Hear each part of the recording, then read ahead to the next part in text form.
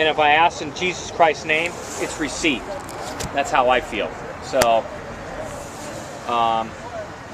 you know, it's extremely powerful. Very powerful, absolutely. And so, okay, was he a Christian person? I don't quite know if he was a Christian person, but it was kind of beyond whether he could, I mean, I just gave him I gave him some spiritual tools. I actually gave him a little bit of money just to help him out a little bit, and I gave him some socks. I give out socks to the homeless downtown Santa Cruz. That's what I do. I give out socks to them. Mm-hmm. So I gave him some socks and some medicine. I had some hand sanitizer. I mean, just the things that I give out, So I try to help him out as much as I could, and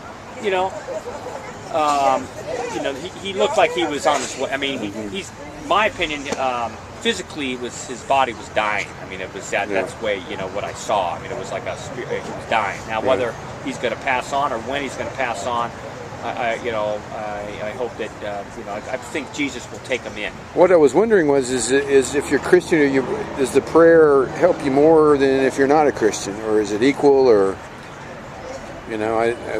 it would seem that if you're a Christian and believe in it, your faith would make it more seem like it's more. Whereas if you're not a Christian, then it would be something that was very strange to you.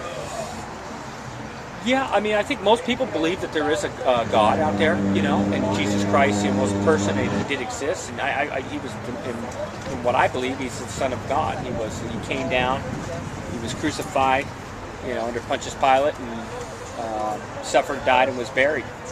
And the reason for that was to save us. He died on the cross due to my sins, due to the things that I did. I mean, that's why he was crucified, was because he was to die for all of our sins.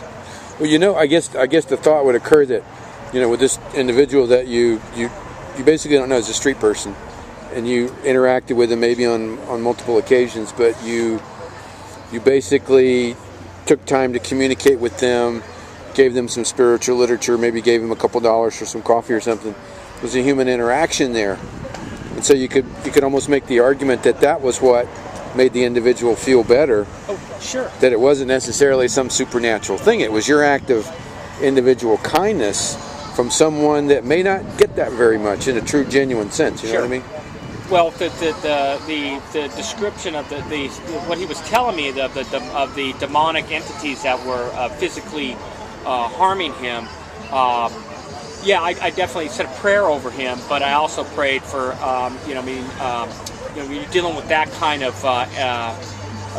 evil that he was describing to me. I felt that I needed to reach out, and it's good for me to reach out to God and to the saints and to the Blessed Mother to ask for spiritual protection for this poor man he's a poor man, he's a homeless man. I mean, he drinks, eats out of garbage cans. I mean, that's kind of where he's at, You look at him and you see death. I mean, you look like one of the guys that looked like one of the Jews that were dying in the concentration. That's how thin his face was. I mean, just all sunken in. He could barely walk. He had a bike. He had all his life possessions. I asked him for, asked him if he would, I tried to get him some medical help by giving him some information where to go. Now, whether he's going to go and do that, I don't know.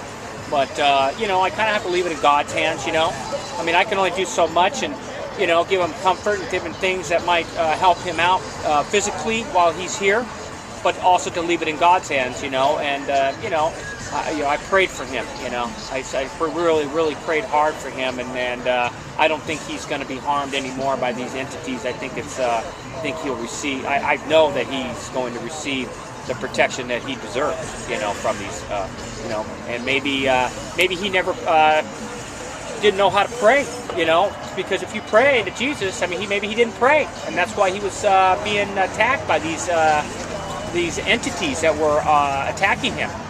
And it took maybe me, a person who saw this, to pray for him, So life is so difficult, but to have the demons like that yeah. that other people can't see or hear, only you can. But to you, they're very real. Yeah. We just think of how you start out every day. You're almost behind. You can't even wake up in the morning and say, "Well, golly gee, I'm even," because you can't. You got these demons that are right on your shoulder, you know, riding around with you all day, you know. Yeah, you know, I don't think he maybe knew how to stop it. You know what I'm saying? Right. I mean, from what he was telling me, it was an ongoing thing that was happening to him, and he just didn't know how to get him to stop. You know, Right. how to get these entities stopped from harming him. So, and you know what? Prayer. We'll see. I don't, like I said, I don't pray that often. I pray I should pray more, but I'm still learning. I mean, I just kind of,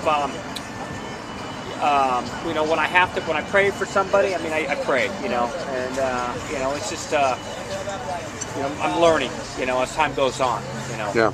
So it was good for me, and. Well, you know, I would say that regardless of your technique and your level of expertise, the fact that you reach out in good faith, sure, with good intentions, and sure. you know that I mean, that's, well, obviously, you know, it helps you too. Yeah, and then the same thing with the souls of Purgatory is that from what I read, and that's what I've read, is that by praying for them, I help them out spiritually. In other words, you know, I help their sufferings out because I'm praying to God to help them relieve their. In other words, He might not be ready to go into heaven yet, but I can at least pray for relief of their sufferings. And of course, I know that they can't pray for themselves. They look to us here on us physically for us to pray for them. Man, you're carrying a heavy load there. Yeah. Thanks for the book. You bet. Awesome. Anytime you get. All right. Thank you, bro. Wow, awesome. Thank you.